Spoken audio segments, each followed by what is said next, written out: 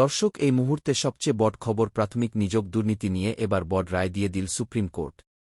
প্রাথমিকের শূন্য পদে নিযোগ নিয়ে রায় পুনর্বিবেচনার আর্জি খারিজ করে দিল সুপ্রিম কোর্ট। শীর্ষ আদালত স্পষ্ট জানিয়ে দেয় আগের রাহি বয়াল থাকবে। ৩,৯৩২।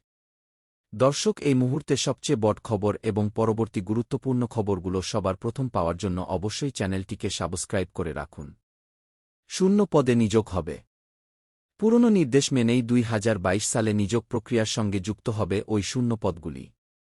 ২০১৪ সালে টেটের ভিত্তিতে ২ দফায় প্রাথমিকে শিক্ষক নিযোগ করে রাজ্য সরকার।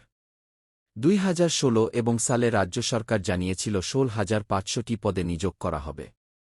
কিন্তু সালে নিযোগ প্রক্রিয়া শেষে দেখা যায় ৩,৯২৯টি পদে। তখনও নিযোগ বাকি থেকে গিয়েছে। সেই নিযোগ নিয়ে জটিলতা সৃষ্টি হয়। বিষয়টি গড়ায় কলকাতা হাইকোর্টে। তৎকালীন বিচারপতি অভিজিৎ গঙ্গোপাধ্যায় স্যার পদগুলিতে মামলাকারীদের মেধার ভিত্তিতে নিযোগের নির্দেশ দিয়েছিলেন। বিচারপতি গঙ্গোপাধ্যায়ের নির্দেশকে চ্যালেঞ্জ করে হাইকোর্টের ডিভিশন বেঞ্চে যান ২০১৭ সালের টেট উত্তীর্ণরা। তাদের বক্তব্য ছিল ২০২০ সালের নিযোগ প্রক্রিয়া শেষ হয়ে গিয়েছে, ফলে নতুন নিযোগের জন্য নতুন করে নিযোগ প্রক্রিয়া শুরু করা উচিত।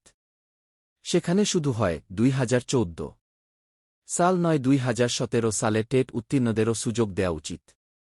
সেই মামলার শুনানিতে ডিভিশন বেঞ্চ জানায় ওই শূন্য পদগুলির দাবিদার হয় ২০১৪ সালে টেট উত্তীর্ণরাই, সেখানে ২০১৭ সালে টেট উত্তীর্ণ চাকরি প্রার্থীরা সুযোগ পাবে না। কেন ৩৯,৯২৯টি পদের নিযোগ প্রক্রিয়ায় তাদের সুযোগ থাকবে না, সেই প্রশ্ন তুলে সুপ্রিম কোর্টের দ্বারস্থ হন ২০১৭ সালের টেট উত্তীর্ণরা হয়। ২০১৪ সালের মে মাসে সুপ্রিম কোর্ট সেই মামলার রায় জানায় ভবিষ্যতে শূন্য পদের সঙ্গে ওই ৩,৯২৯টি পদ যুক্ত করতে হবে। সেখানে আবেদন করতে পারবেন টেট উত্তীর্ণরা, অর্থাৎ সকলের জন্য নিযোগ প্রক্রিয়ায় অংশ নেয়ার দরজা খুলে দিয়েছিল সুপ্রিম কোর্ট। যদিও সেই রায় পুনর্বিবেচনার আর্জি জানানো হয়েছিল রাজ্য সরকারের তরফ থেকে হয়। ২০১৪ সালে টেট উত্তীর্ণদের বক্তব্য ছিল হাইকোর্টের রায় বহাল করা হোক। রাজ্য সরকারও সহমত পোষণ করে।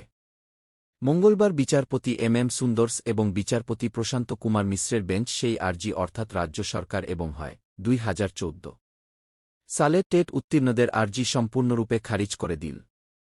সুপ্রিম কোর্ট জানায় পুরনো নির্দেশই বহাল থাকবে।